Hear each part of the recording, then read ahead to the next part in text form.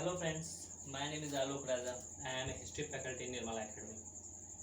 हमने पिछले लेक्चर में देखा था कि हमने गेम ऑफ थ्रोन का एक गेम किया था। गेम ऑफ थ्रोन में मतलब सिंहासन की लड़ाई हमने दो टीमें बांटी थी। पहली जो टीम थी हमारी जो थी फॉरेन टीम, दूसरी टीम थी हमारी जो मतलब नेटिव टीम, मतलब हमारे मतलब देसी टीम। देसी टीम में हमने 5-6 टीमों को देखा था। मुगल, मैसूर, हैदराबाद, अवध, बंगाल, मराठा। इसी के क्रम में आज हम घर की टीम को मतलब अपनी जो लोकल टीम है उसको देखेंगे। लोकल टीम में पहले नंबर आता है मुगल का। फ्रेंड्स, मुगल जो वंश होता है उसकी जो स्थापना होती है तो 1526 में पानीपत के युद्ध में हो जाती है। लेकिन हमारा जो आधुनिक भारत की शुरुआत मानी जाती है वो मानी जाती है औरंगजेब की मृत्यु के बाद, जो 1707 में हो जाती है। 1707 में औरंगजेब की मृत्यु होती है और वहां से आधुनिक भारत की शुरुआत मानी जाती है। औरंगजेब के बाद जो राजा बनेंगे वो बनते हैं बहादुर शाह, जहंदर शाह, फारूक सियार, मोहम्मद शाह, अहमद शाह, आलमगीर, शाह आलम, अकबर सेकंड एंड बहादुर शाह। ये इतने एफिशिएंट रूलर नहीं होते कि अच्छे से राज कर पाते हैं, और जो इनके वजीर होते हैं वो भी थोड़ा करप्ट होते हैं और अपने में उनके अंदर मतलब अपने आप को स्थापित करने की भावना आ जाती है। एक कारण माना जाता है मुगलों के पतन का। उससे पहले हम देखेंगे बहादुर शाह, जहंदर शाह। ये कोई ज़्यादा वो कोई कार्य नहीं करते हैं कि इनको इतिहास में याद, मतलब इनके कार्यों के इनको इतिहास में याद रखा जाए। फारूक सियार जो होते हैं वो 1715 ईस्वी में एक फरमान इशू करते हैं जिसके तहत इंग्लिश जो कंपनी होती है उसको बंगाल में फ्री व्यापार करने का अधिकार मिल जाता है। इस फरमान को मैग्ना कार्टा के नाम से जाना जाता है क्योंकि बहुत बड़ा अधिकार होता है ये। उसके पश्चात जो फारूक सियार होते हैं वो सैयद ब्रदर के द्वारा मार दिए जाते हैं। सैयद ब्रदर के बारे में कहा जाता है कि इनके बारे में एक बात फेमस थी कि जिसको चाहे राजा बना दे, जिसको चाहे रंग। मतलब फारूक सियार को तो मारते हैं, साथ में मोहम्मद शाह को राजा भी बनाते हैं। मोहम्मद शाह जो होते हैं बहुत डरते हैं इनसे और ये निजामुल मुल्क की मदद से इनको मार देते हैं। मोहम्मद शाह रंगीला भी कोई बहुत बड़े वो शासक नहीं होते हैं, जिसका नाम ही रंगीला था वो मतलब आप खुद ही समझ सकते हैं। उसके मोहम्मद शाह रंगीला के टाइम में एक इवेंट बहुत खास होता है, वो होता है नादिर शाह का आक्रमण, जो दिल्ली पे आक्रमण करते हैं और मयूर सिंहासन लूट के लेके जाते हैं। 1748 में जो रंगीला जी होते हैं उनकी मतलब उनके जगह पे आते हैं आपके अहमद शाह। अहमद शाह के बाद आते हैं आलमगीर सेकंड। आलमगीर सेकंड में बात ये होती है कि ये अब्दाली के मतलब इनको राजा जो अब्दाली बनाता है, क्योंकि उससे पहले जो अब्दाली दिल्ली पे आक्रमण करता है और लूटता है और एक अपना रिप्रेजेंटेटिव बना के इनको राजा बनाता है। उसके बाद आपके आएंगे शाह आलम, अकबर सेकंड, बहादुर शाह। बहादुर शाह सफर को 1857 की क्रांति में इनको वापिस उनको रंगून डिपोर्ट कर दिया जाता है, रंगून भेज दिया जाता है। फ्रेंड्स, हम इसके डिक्लाइन मुगल साम्राज्य के पतन का कारण समझे कि इनका पतन का मेन कारण क्या होता है। दोस्त, पहला कारण बात करें तो इनकी जो धर्म की पॉलिसी होती है बहुत कठोर होती है, और ये जो लोग अकबर के दरबार में बहुत मतलब इनके सपोर्टर हुआ करते थे वो औरंगजेब के काल में इनके विरोधी हो जाते हैं। दूसरा, जो जो इनका दरबार था, जो इनके वजीर थे, 3 भागों में बटे हुए थे, तुरानी फ्रैक्शन, ईरानी फ्रैक्शन, हिंदुस्तानी फ्रैक्शन। तुरानी फ्रैक्शन तुर्क से था, शिया मुस्लिम थे। ईरानी फ्रैक्शन ईरान से था, सुन्नी मुस्लिम थे। हिंदुस्तानी हिंदुस्तान से थे। इन तीनों में आपस में टसल चलती थी कि कौन अपना जालिम मनसब बनाएगा। उसके बाद जो मनसबदार होते थे वो डिसलॉयल हो गए थे। जो मनसबदार अकबर, हुमायूं, बाबर, जहांगीर, शाहजहां के लिए बहुत लॉयल हुआ करते थे, जो बहुत उनके अच्छे मतलब रिप्रेजेंटेटिव हुआ करते थे, इनके खिलाफ वो डिसलॉयल हो जाते हैं और अपने आप को सपोर्ट करने लगते हैं। उसके बाद आप देखेंगे इतने फ्रिक्वेंट रूलर आते हैं, इतने जल्दी रूलर चेंज होते हैं कि वो अपने आप में अनस्टेबल हो जाता है। इनको स्टेबल होने की संभावना ही नहीं थी कि स्टेबल हो पाएंगे। और भी कई कारण थे इनके पतन होने का, वो हमारे लिए रिलेवेंट नहीं होला, इसलिए हम उसको नहीं देखेंगे। इसमें याद करने की 2 ही चीज़ें हैं। पहला कि सैयद ब्रदर फारूक सियार को मारते हैं और मोहम्मद शाह को बनाते हैं, और सैयद ब्रदर को किंग मेकर बोला जाता है। दूसरा, मोहम्मद शाह रंगीला जो होते हैं वो मोहम्मद शाह रंगीला के टाइम में नादिर शाह का आक्रमण होता है और वो मयूर सिंहासन लूट के लेके चले जाते हैं। उसके बाद फ्रेंड्स, अब देखेंगे जो इनके में से स्टेट टूट के बनेगा, इसमें से 3 स्टेट टूट के बनेगा। पहला होगा सक्सेसर स्टेट, दूसरा इंडिपेंडेंट स्टेट, तीसरा होगा न्यू स्टेट। सक्सेसर स्टेट क्या होंगे? सक्सेसर स्टेट वो स्टेट होते थे जो कि होते तो इन्हीं के पार्ट थे, मतलब नाम जो अपना काम था इन्हीं के काम नाम पे चलाते थे, लेकिन अपने खुद की करते थे। ठीक, पहला सक्सेसर जो स्टेट आएगा वो आएगा बंगाल। बंगाल 1700 में मुर्शिद कुली खान वहाँ का गवर्नर बनते हैं। वो काफी महत्वाकांक्षी होते हैं, बंगाल को मतलब आजाद करने का प्रयास करते हैं और कहीं ना कहीं वो सफल भी हो जाते हैं। उसके बाद शुजाउद्दीन एंड देन उसके बाद आते हैं अलवर्दी खान। अलवर्दी खान एक बहुत ही अच्छे गवर्नर होते हैं और कहीं ना कहीं वो बंगाल को कहीं ना मतलब विकास में बहुत महत्वपूर्ण होते हैं और बंगाल के लिए, बंगाल के मतलब मुक्त कराने के लिए बहुत सारे वो एफर्ट करते हैं। इसके बाद आते हैं सिराजुद्दौला। बताना चाहेंगे कि अलवर्दी खान के ही काल में एक सक्सेशन डिस्प्यूट होता है। सक्सेशन डिस्प्यूट में होता है कि अगला राजा कौन बनेगा, अगले राजा, इस सब में सक्सेशन डिस्प्यूट में जो सक्सेस होते हैं सिराजुद्दौला। सिराजुद्दौला राजा बनते हैं लेकिन अपने ही लोगों के विश्वासघात मतलब अपने ही लोगों के मतलब दुश्मन बन जाते हैं और बैटल ऑफ जो पानीपत होगा यही उनके लिए सबसे खराब हो जाता है।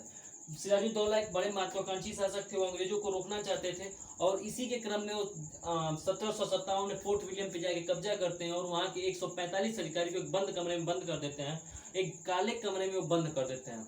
उसके बाद काले कमरे में बंद करेंगे, उनकी मतलब सांस मतलब उनके घुटने की वजह से वो मर जाते हैं।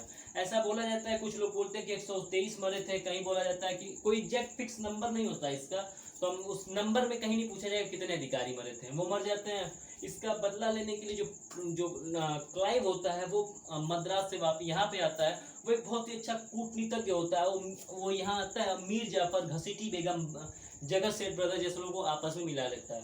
इस सब के पश्चात जो इतिहास का सबसे बड़ा युद्ध माना जाता है, भारत के इतिहास का परिवर्तन का युद्ध माना जाता है, वो 1757 में प्लासी का युद्ध माना जाता है। ये एक ऐसा युद्ध था जिसमें जो सिराजुद्दौला लड़ा ही नहीं फिर भी हार गया, क्योंकि जो उसका सेनापति था मीर जाफर, वो पहले ही अंग्रेजों से मिल चुका था और वो पहले ही सरेंडर कर देता है। सिराजुद्दौला वहां से जान बचा के भाग जाते हैं, बाद में मारे जाते हैं। मीर जाफर को राजा बना दिया जाता है। मीर जाफर कठपुतली होते हैं और दिल खोल के अंग्रेजों को लुटाते हैं। उस टाइम में तकरीबन 22 करोड़ रुपए अंग्रेजों को देते हैं। उसके बाद जब वो अंग्रेजों की नीड को फुलफिल नहीं कर पाते हैं तो उनको हटा दिया जाता है, मीर कासिम को राजा बनाया जाता है। मीर कासिम एक मतलब लास्ट शासक होता है जो बंगाल के मतलब फ्रीडम के लिए कार्य करना चाहता है, लेकिन फिर भी उसको अंग्रेजों के द्वारा हटा दिया जाता है और फिर से मीर जाफर को राजा बना दिया जाता है। मीर कासिम इस अपमान के मतलब ओजा के अवध के राजा और मुगल राजा आलमगीर से मिलता है कि हम लोग इनके खिलाफ युद्ध करते हैं, इनको बाहर कर देते हैं। और इसी के क्रम में जो 1764 में होता है बक्सर का युद्ध। बक्सर के युद्ध में ये होता है कि ये तीनों लोग मिलकर युद्ध करेंगे अंग्रेजों से, और अंग्रेजों से युद्ध करते हैं और तीनों हार जाते हैं। और इसी में 1765 में जो होता है इलाहाबाद की संधि हो जाती है। तो हमको याद क्या रखना है, इसमें बैटल ऑफ बक्सर जो 1764 में होती है और इलाहाबाद की जो संधि होती है वो 1765 में होती है, ये हमें याद रखना है। और उसके बाद जो पानीपत का युद्ध होता है वो हमें याद रखना है। हमारा बंगाल हो गया एंड मुगल हो गया। फ्रेंड्स, हमने मुगल देख लिया, बंगाल देख लिया, अब आते हैं मराठा। मराठा जो होते हैं, मुगलों के बाद जो सबसे इफेक्टिव राज्य होता है वो मराठों का होता है। मराठों में जो पहला होता है, जो पहले राजा होते हैं वो होते हैं शिवाजी, जो 1627 से लेकर 80 तक रहते हैं। देन उसके बाद आते हैं राजा राम एंड संभाजी, इनमें सक्सेसर डिस्प्यूट होता है। और देन संभाजी के बाद आते हैं साहू जी, साहू जी को जो सपोर्ट करते हैं। और शिवाजी के बाद जो असली मराठों का राइज होता है अब से शुरू होगा, जब आएंगे बालाजी विश्वनाथ। बालाजी विश्वनाथ पेशवा होते हैं। पेशवा सिख का जो उदय होता है वो साहू जी के शासन से होता है। बालाजी विश्वनाथ के बाद आएंगे बाजीराव, ये वही बाजीराव जो अभी पिक्चर आई थी बाजीराव मस्तानी। इनके बाद जो इनके पुत्र सुपुत्र, जो मराठों का असली एक्सटेंशन होता है वो बाजीराव के टाइम में होता है। इनका पूरा नाम बालाजी बल्लाड होता है, बाजीराव बल्लाड होता है। इसके बाद उनके बेटे आएंगे बालाजी बाजीराव, ये रहेंगे 1760 तक। फ्रेंड्स, 1761 में एक युद्ध होता है जो भारत का मतलब निर्णायक युद्ध माना जाता है, वो होता है पानीपत का युद्ध, थर्ड बैटल ऑफ पानीपत, जो अहमद शाह अब्दाली से होता है। इसमें जो होता है वो अवध के राजा और रोहिलियाज के राजा को अब्दाली का सपोर्ट होता है मराठों के खिलाफ। मराठे युद्ध लड़ते हैं, मराठे हार जाते हैं। दोस्त, ऐसा कहा जाता है कि एक कोट एंड कोट है इनके बारे में कि थर्ड बैटल ऑफ पानीपत ने ये तो कंफर्म नहीं किया कि अगला राजा कौन होगा, अगला पैन एम्पायर कौन होगा, लेकिन उसने ये कंफर्म कर दिया कि मराठे अगले राजा नहीं होंगे। उसके बाद देखते हैं कि पेशवासिप कमजोर पड़ जाती है, और जो 1780 में जो पहला युद्ध होता है आंग्ल मराठा युद्ध, उसमें हो जाती है सालाबाई की संधि। देन उसके बाद आप देखेंगे 1802 में होलकर वर्सेस अंग्रेज युद्ध होगा, जिसमें वो सब्सिडी अलायंस साइन कर लेते हैं।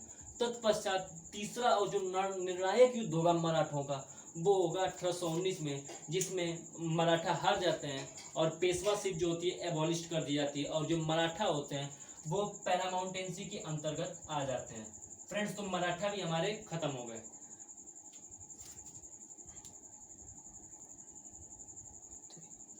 फ्रेंड्स, हम अगला जो वंश है मैसूर देखेंगे। मैसूर एक बहुत ही अच्छा मतलब इफेक्टिव स्टेट होता है, जो माना जाता है कि वो बहुत ही मतलब उसके अंदर संभावनाएं थी आगे जाने की। मैसूर में जो राजा होते हैं वैडयार डायनेस्टी में जो सबसे इफेक्टिव रूलर आता है वो आता है हैदर अली। हैदर अली राजा बनता है और वो मैसूर को काफ़ी आगे ले जाता है, काफ़ी विकास करता है। इससे जो अंग्रेज होते हैं वो नाराज हो जाते हैं, और फर्स्ट एंग्लो मैसूर युद्ध होता है। इसमें फर्स्ट एंग्लो मैसूर युद्ध में जो युद्ध होता है, इसमें अंग्रेजों के साथ मराठा और जो हैदराबाद के निजाम उनका साथ देते हैं, और हैदर अली अकेले युद्ध करता है। हालांकि हैदर अली इस युद्ध में हारता तो नहीं है, बस युद्ध बराबरी का होता है और युद्ध सीज फायर हो जाता है, और जो पहली संधि होती है वो मैंगलोर की संधि हो जाती है। उसके पश्चात जो सेकेंड युद्ध होगा, उसके सेकेंड युद्ध जो होता है वो होता है सेकेंड एंग्लो मैसूर वार। सेकेंड एंग्लो मैसूर वार में ये होता है कि जो ये ऐसा फर्स्ट टाइम होता है कि मराठा और हैदराबाद और मैसूर तीनों मिल के अंग्रेजों के खिलाफ लड़ते हैं, और इसमें जीत जाते हैं। जो संधि होती है मद्रास की संधि होती है। तत्पश्चात पुनः युद्ध होता है, थर्ड एंग्लो मैसूर युद्ध होता है। थर्ड एंग्लो मैसूर युद्ध में ये होता है कि फिर से वही पुरानी स्थिति हो जाती है, और जो हैदर अली का लड़का टीपू सुल्तान युद्ध की कमान संभालता है, और इसमें वो युद्ध हार जाता है। इसमें आपकी श्रीरंगपट्टनम की संधि होती है। देन उसके बाद फोर्थ एंग्लो मैसूर युद्ध होगा, और उसमें जो मैसूर का जो पतन हो जाता है और वो सब्सिडरी अलायंस के तहत आ जाता है। तो फ्रेंड्स, हमने मैसूर भी देख लिया। फ्रेंड्स, हमने तीन दोनों को देख लिया। अगला नंबर आता है हमारा हैदराबाद का। हैदराबाद में जो निजामुल मुल्क होते हैं वो हैदराबाद की स्थापना करते हैं। यहाँ पे जो डिस्प्यूट होता है वो इंटरनेशनल लेवल का होता है। यहाँ पे अंग्रेज भी लड़ते हैं, फ्रांस भी लड़ता है। यहाँ जो युद्ध होगा वो कहीं ना कहीं मोटिवेटेड होगा इंटरनेशनल स्तर पे। इसी के क्रम में जो पहला युद्ध होगा फर्स्ट कर्नाटिक वार, एंग्लो कर्नाटिक वार होगा, और उसमें जो यहाँ तो युद्ध होता ही है, साथ में ऑस्ट्रिया में सक्सेशन डिस्प्यूट चल रहा होता है। कहीं ना कहीं युद्ध खत्म होता है, और जो पहले युद्ध में जो पहली जो संधि होती है और अक्सला सेपल की संधि के साथ युद्ध खत्म होता है। उसके कुछ ही समय बाद सेकंड कर्नाटिक युद्ध होता है। सेकंड कर्नाटिक युद्ध में पांडिचेरी की संधि हो जाती है। एंड थर्ड कर्नाटिक युद्ध जो होता है, जो फाइनल बैटल होता है फ्रेंच के लिए यहाँ पे, और वो उसमें बैटल ऑफ वांडीवास होता है। जो संधि होती है वो होती है पेरिस की संधि। पेरिस की संधि के साथ ही मतलब अंग्रेजों जो फ्रांस होता है उसका यहाँ से खत्म हो जाता है। फ्रेंड, उसके बाद आते हैं उसके बाद आता है पंजाब। पंजाब में हम ये देखते हैं कि पंजाब जो है कई टुकड़ों में 12 टुकड़ों में मतलब बटा होता है, और सभी को जोड़ के एक पंजाब का जो राज्य खड़ा किया जाता है वो महाराजा रंजीत सिंह के द्वारा खड़ा किया जाता है। और जो महाराजा रंजीत सिंह बिलोंग करते हो उस मिसल का नाम सुकर चकिया मिसल से वो बिलोंग करते हैं। जो एंग्लो सिख वार होता है वो 2 वार होता है, और सेकेंड वार में डलहौजी के द्वारा इसको हड़प नीति के तहत अपने अंदर मिला लिया जाता है, और दिलीप सिंह और महारानी झिंगन को लंदन भेज दिया जाता है। उसके बाद आता है अवध की जो स्थापना करते हैं शहादत खान करते हैं, या उनका ही नाम बुरहानुल मुल्क होता है। वो शिया मुस्लिम होते हैं, और 1856 ईस्वी में लॉर्ड डलहौजी के द्वारा मतलब गलत शासन प्रणाली, उसको क्या I don't know what is, मतलब मुझे नहीं पता उसको क्या हिंदी बोलते हैं, बट वो नीति मतलब हड़प नीति के तहत उनको अपने अंदर मिला ले मिस गवर्नमेंट के आधार पे उनको अपने अंदर मिला लिया जाता है। फ्रेंड्स, कुछ और भी राज्य होते हैं जैसे कि राजपूत होते हैं, केरला, जाट, उसके बाद आपके मतलब इनका कोई सिग्निफिकेंस नहीं होता है, इसलिए इनको हम नहीं देखेंगे। फ्रेंड्स, हमने देखा मुगल, मैसूर, हैदराबाद, अवध, बंगाल, मराठा। साथ में हमने देखा बैटल ऑफ पानीपत।